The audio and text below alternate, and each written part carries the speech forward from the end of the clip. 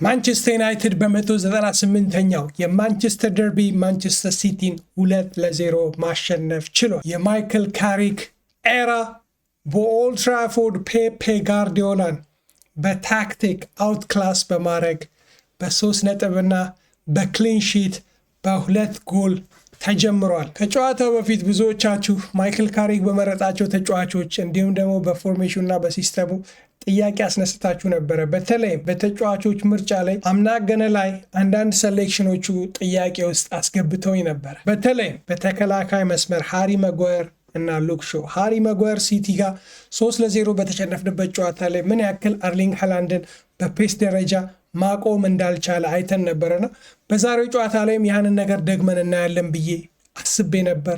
ነገር ግን I was wrong። ሌላው ሉክ ሾው ምንም እንኳን በብራይተኑ በኤፍኤ ካፕ ጨዋታ በተሸነፍንበት ሰዓት በዛ ጨዋታ ላይ ባይጀምርም አይ ቲንክ ከሱ ይልቅ ዶርጉን እዛ ቦታ ላይ አድርጎት ሞር በፊት መስመር እነ ሴስኮ እነ ኩኛን ከሱ ፊት ለፊት ቢያጫውታቸው የተሻለ ብዬ አስቤ ነበር። እኔ ብቻ አልሆንም፣ ብዙዎቻችሁ ኮመንት ላይ ጨዋታው ከመጀመሩ በፊት ስትገልጹልኝ ነበር። ነገር ግን ይህ ሰው ዛሬ በተጫዋቾች ምርጫ፣ በአጨዋወት ስትራቴጂ፣ የጌም ማኔጅመንቱ ጨዋታዎችን 1-0 እየመራን የቀየራቸው ተጫዋቾች እንዲሁም ደግሞ ሲቲዎችን በምን አይነት መንገድ ማሸነፍ እንደምንችል ቡድኑን ይዞ የገባበት መንገድ በጣም በጣም በጣም በጣም ይደንቃል።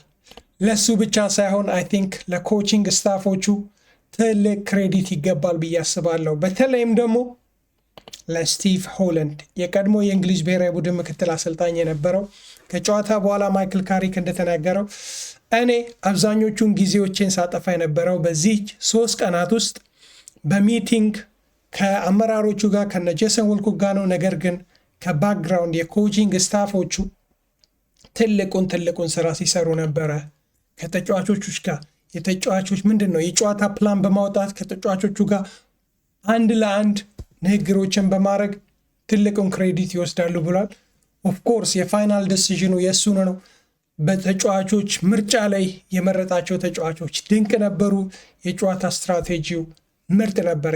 የጨዋታው ስትራቴጂው ምን ነበረ ካላችሁኝ፣ ቀደም ብዬ እንዳልኩት ሲቲን ከዚህ በፊት በተደጋጋሚ በኦሊም በቴንሃግም ኢቭን በሩበን አመሪን ስናሸንፍ ያሸነፍንባቸው በተለይም የኤፍኤ ካፕ ጨዋታውን የምታስታውሱ ካላችሁ ሲቲ ልታሸንፍ የምትችለው መንገድ መሀል ለመሀል ያለውን የሜዳ ክፍል አለመስጠት፣ ኳሶችን ዋይድ እንዲያወጡ ማድረግ። በዚህ ጨዋታ ላይ አብዛኛውን ጊዜ ሲቲዎች ኳስ ይዘው ሲንቀሳቀሱ አብዛኞቹ የዩናይትድ ተጫዋቾች በጣም ኮምፓክት ነበሩ። መሀል ላይ እነ ዶጉ እነ ሾው እነ ማርቲኔዝ በዚህ መልኩ ነበረ ሲጮት የነበሩት። የሲቲ ተጫዋቾች እነ ፎደን እነ ቸርኪ ከተከላካዮችና ከሚድፊልደሮች መካከል ምንም አይነት ስፔስ እንዳያገኙ፣ እነ ኤርሊንግ ሃይላንድ ከተከላካይ ጀርባ ብዙ ስፔስ እንዳያገኙ፣ እነ ሃሪ ማጓየር በጣም ወጥተው እንዳይጮቱ በማድረግ ከጎሉና ከሰኒ ለማንስ ቀርበው እንዲጮቱ በማድረግ ኢቨን እሱ ድሮፕ እንዳያደረግ በማድረግ ኮምፓክት የሆንበትና አብዛኞቹን የማጥቃት እንቅስቃሴዎች የሲቲ ዊንገሮች እነ ዶኩ እንዲሁም ደግሞ እነ ሴሞኛ በዚህ በኩል እንዲያደርጉ እነሱ የሚያደርጓቸውን ክሮሶች እነ ሃሪ ማጓየር እነ ማርቲኔስ እነዚህን ክሮሶች በመከላከል አይ ቲንክ ትልቁን የታክቲካል ባትል ፔፕ ጋርዲዮላን አሳይቶ ይህንን ውጤት ማስመዝገብ ችሏል። ገና በአንድ ጨዋታው ብዙ ነገር ማለት አልፈልግም። ነገር ግን ታሪክ ማንቸስተር ዩናይትድን ሲያሰለጥን ይሄ መጀመሪያው አይደለም። እንደምታስታውሱት ከራፍ ራግኒክ ከመምጣታቸው በፊት በነበሩ 3 ጨዋታዎች በቼልሲ በአርሰናል እንዲሁም ደግሞ በቪያሪያል ጨዋታዎች ላይ እሱ አሰልጣኝ ነበር። በእነዚህ 3 ጨዋታዎች ላይ ቶማስ ቱኸልን አቻ ወጥቷል። በቼልሲ ሜዳ ሚኬል አርቴታን አሸንፏል። ኡናይ ኤምሬን አሸንፏል። እና ከትልቅ አሰልጣኞች ጋር የታክቲካል ባትሎችን በማድረግ ማይክል ካሪክ የሚታማ አይደለም። ጨዋታው ምን ይመስላልስ? እነማን ጥሩ ተጫወቱ በዚህ ጨዋታ ላይ? ከዛ በፊት ግን ይህንን ቪዲዮ ላይክ ማድረግ እንዳትረሱ። ለድላችን ሰብስክራይበር ይገባናል። 10,000 ሰብስክራይበር ለመግባት ትንሽ ነው የቀረን። እንዲሁም ደግሞ ቪዲዮን ላይክ አድርጉት። በዚህ ጨዋታ ላይ ቀደም ብዬ እንዳልኩት ማይክል ካሪክ በአሰላለፍ በተጫዋቾች ምርጫ ላይ ብዙዎቻችንን ሰርፕራይዝ አድርጎ ነበረ። በተለይም በተከላካይ መስመር አትሊስት ለእኔ ሃሪ ማጓየር እና ሉክ ሾው ማስጀመሩ ነገር ግን ድንቅ ነበሩ። ብሩኖ ፈርናንዴዝ፣ ኤምቤሞ አይ ቲንክ ፈርስት ሃፍ ላይ ብዙዎቻችን በጨዋታ ላይቭም ዲስከስ እናደርግ እንደነበረው ከሲቲ የተሻልን ነበርን። ኦፍኮርስ በፖዚሽን ደረጃ የተሻለን አይደለም። 72% የኳስ ቁጥጥር ነበራቸው፣ 28 ብቻ ነበርን።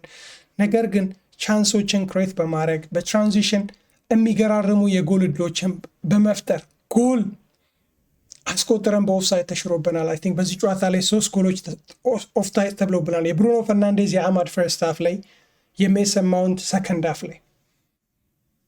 አይ ቲንክ ሰከንድ ሃፍ ላይ ያሻሻል ነው ከፈርስት ሃፍ ላይ። በተለይም ደግሞ በሊንክ አፕ በብሩኖ እና በኤምቤሞ መካከልን ያለውን የእርስ በርስ ቅንጅት በጣም ማሻሻል ችለናል። ፈርስት ሃፍ ላይ ካስተዋላችሁ ብሩኖ ፈርናንዴዝ ከተከላካይ ቀምቶ ለብራያን ኤምቤሞ የሰጠው ኳስ እሱ ጋር ባለማድረሷ ብሩኖ ፈርናንዴዝ ኤምቤሞ ላይ ሲያብድበት ነበረ። ኢቨን ብራያን ኤምቤሞ ወደሱ ዞሮ ኤፍኤፍ ሲለው ነበረ። ነገር ግን ሰከንድ ሃፍ ላይ ያቺን የካውንተር አታክ ጎል ስናስቆጥር ፒክቸሩን እዚህ ጋር አረገዋለሁ። ያቺን የካውንተር አታክ ጎል ስናስቆጥር ብራያን ኤምቤሞ ልክ እንደ ፈርስት ሃፍ እና አማድ ኢቨን ራሱ ብሩኖ ሲገኙበት እንደነበሩት የኦፍሳይድ ፖዚሽን ሳይገኝ ቀድሞ ኳሱን ፓስ ያደረገበት መንገድ፣ 7ኛ ጎሉን ማስቆጠር የቻለው ብራያን ኤምቤሞ ኳሱን ያስቆጠረበት መንገድ ድንቅ ድንቅ ድንቅ ነበረ። ሰከንድ ሃፍ ላይ ቀደም ብዬ እንዳልኳችሁ እነዚህ ነገሮች በተለይም ደግሞ በፊት መስመር በትራንዚሽን ጮት በኦፍሳይድ ትራፖች ላይ የብሩኖ ፈርናንዴዝ ኳሶችን ሲለቅ እነ ብራያን ኤምቤሞ አሯሯጣቸውን በማስተካከል ጥሩ ሆኗል። የማይክል ካሪክ ሰከንድ ሃፍ ላይ ቡድኑ 1-0 እየተመራ ብራያን ኤምቤሞን አስወጥቶ ብሩኖ ፈርናንዴዝን በፎልስ ናይን በማድረግ ኡጋርቴን አስገብቶ ወይንም ደግሞ ሌላ ተከላካይ መጨመር ይችል ነበር። ነገር ግን እሱ ማንን ያስገባው? ማቲያስ ኩኛን። 71ኛው ደቂቃ ላይ ነው ማቲያስ ኩኛ ተቀይሮ የገባው። 71ኛው ደቂቃ ላይ ነው ማቲያስ ኩኛ ተቀይሮ የገባው። ማቲያስ ኩኛ ያቺን አሲስት ያረጋትን ኳስ ሲይዝ ለእኔ የመሰለኝ በሊቨርፑል ጨዋታ ላይ ማቲያስ ኩኛን አይተነዋል። እንዴት ኳሶችን ይዞ ሰዓቶችን፣ ፋውሎችን እንደሚያሸንፍ ኢቨን ኮርና የሚያሸንፍ መስሎኝ ነበር። ነገር ግን እሱ የሚገርም ክሮስ አድርጎ ዶጎ አስቆጥሯል። 2ኛ አሲስት ነበረው በዚህ ጨዋታ ላይ። እንዴት የሜሰን ማውንት ኳስ ኦፍሳይድ እንደተባለ ግራ ነው የሚገባኝ። ከዛ ባለፈ በዚህ ጨዋታ ላይ ቀደም ብዬ እንዳልኩት የሃሪ ማጓየር እና የማርቲኔዝ ጥምረት አርሊንግ ሃይላንድ አንድም ሾት ኦን ታርጌት ሳያረግ እንዲወጣ አድርጎታል። እንዲሁም ሲቲዎች ሰከንድ ሃፍ ላይ እንደምታዩት አንድም ሾት ኦን ታርጌት አላረጉ። 3 ሾቶች ነው ያደረጉት። እኛ 7 ሾቶችን አድርገናል። ሰከንድ ሃፍ ላይ ብቻ ነው ይሄ 0 ሾት ኦን ታርጌት፣ 0 ቢግ ቻንሶችን ክሬት አድርጓል። ዩናይትድ 5 ቢግ ቻንሶችን ክሬት አድርጓል። 5 ኦን ታርጌት አድርጓል። 3 ቢግ ቻንሶችን ሚስ አድርገናል። የሃሪ ማጓየር አንግል የመለሰችበት ኳስ አለች። ሰከንድ ሃፍም አንግል መልሶብናል። 3 የኦፍሳይድ ኳሶች ተሽረውብናል። ለእኔ አይ ቲንክ ልታርሙኝ ትችላላችሁ። ሰር አሌክስ ፈርጉሰን በተለይም ደግሞ ፔፔ ጋርዲዮላ ከመጣ በኋላ ላለፉት 10 ዓመታቶች ሲቲን በኦሊም አሸንፈነዋል፣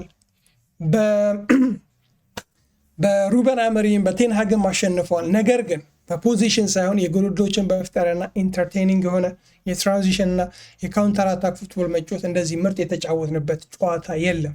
ለዚህም ቀደም ብዬ እንዳልኩት ትልቅ ክሬዲት ማይክል ካሪክ እንዲሁም ደግሞ የኮቺንግ ስታፎቹ ይገባቸዋል። እኛ ብቻ አይደለም ስንጦዝ የነበረው ሰር አሌክስ ፈርጉሰን ልስን ያለፉት 14 ወራቶች ለእኛ ብቻ አይደለም ሰቆቃ የነበሩት። ኢቭን ፈርግ የፊታቸውን ጨምድደው አይተናቸዋል፣ እያሉ እየተነፈሱ አይተናቸዋል። ዛሬ ረሃ ነበሩ፣ ሲስቁ አይተናቸዋል፣ ሲደሰቱ አይተናቸዋል። ለዚህም ተጫዋቾቻችን የማይክል ካሪክን የጨዋታ ፕላን ሜዳ ላይ ገብተው በመተርጎም ደረጃ ትልቁን ነገር አድርገዋል። የማይክል ካሪክ እና የኮቺንግ ስታፉ በዚች በአጭር ቀናቶች ውስጥ ኮምፕሊትሊ ዲፍረንት ፎርሜሽን ከሚጫወተው ከሩበን አሞሪም ቡድኑን ተቀብለው ኦፍኮርስ በመሀል ለሁለት ጨዋታዎች ፍሌቸር ነበረ። ነገር ግን በዚች አጭር ቀናቶች በሶስት ቀን የትሬኒንግ ልምምድ ሲቲ ማሸነፍ ትልቅ ውጤት ነው። ለዚህም ለተጫዋቾቹ ቀደም ብዬ ለጠቀስኳቸው ለሃሪ ማጓየር እና ለማርቲኔዝ እነ ፎደንን እነ ሃላንድን ያቆሙበት መንገድ ሊደነቁ ይገባል። ሚድፊልደር ላይ ኮቢ ሜኑ ከካሴሜሮ ጋር የነበረው ጥረት የሚገርም ነው። ኮቢ ሜኑ የመጀመሪያ የፕሪሚየር ሊግ ስታርቱ ነው። የመጀመሪያ ጨዋታው ነው ሲጀምረው። ማንቸስተር ዩናይትድ ኳሶችን ሲቀማ አንድ እግሩ ላይ ኳሱን የሚያረጋጋ ተረጋግቶ ዲስትሪቢዩት የሚያደርግ ተጫዋች በዚህ ጨዋታ ላይ ኮቢ ሜኑ ነበረ። ብሩኖ ፈርናንዴዝ እና አማድን እና ኤምቤሞን እያየ ቶሎ ነበር ለመልቀቅ ሲሞክር የነበረው። ካሰሜሮም እንደዛው። ነገር ግን ኮቢ ሜኑ እርጋታው በዚህ ጨዋታ ላይ ድንቅ ነበረ። ኦፍኮርስ ካሰሜሮም በዚህ ጨዋታ ላይ ኢቭን ኮቢ ሜኑ ስህተቶችን ሲሰራ የሱን ስህተቶች ሲያርም ኳሶችን ሲቀማ ነበረ። በፊት መስመር ላይ የብሩኖ ፈርናንዴዝ አሲስት፣ የኤምቤሞ አጨራረስ፣ የአማድ ፔስ ድሪብል፣ አማድም እኮ አንግል መልሶበታል። በተለይም ደግሞ አኬን አልፎ የሚገርም ኳስ በቀኝ እግሩ። ብቻ ብዙ ማለት አልፈልግም። ገና የመጀመሪያ ጨዋታችን ነው። ኔክስት ዊክም ከአርሰናል ጋር ትልቅ ፈተና ይጠብቀናል። ነገር ግን አጀማመራችን ደስ ይላል። ተጫዋቾቹ ክሬዲት ይገባቸዋል። እንዲሁም ደግሞ ማይክል ካሪክ ትልቅ ክሬዲት ይገባዋል። ሰር ማይክል ካሪክ እልሃለሁ። ቀጣይ በአርሰናል ሜዳ 3 ነጥብ ይዘህ የምትወጣ ከሆነ ቪዲዮ ላይክ ማድረግ እንዳትረሱ። የጨዋታ ትዝብታችሁ ምን ነበረ? ኮመንት ላይ ቻናሉን ሰብስክራይብ ማድረግ እንዳትረሱ።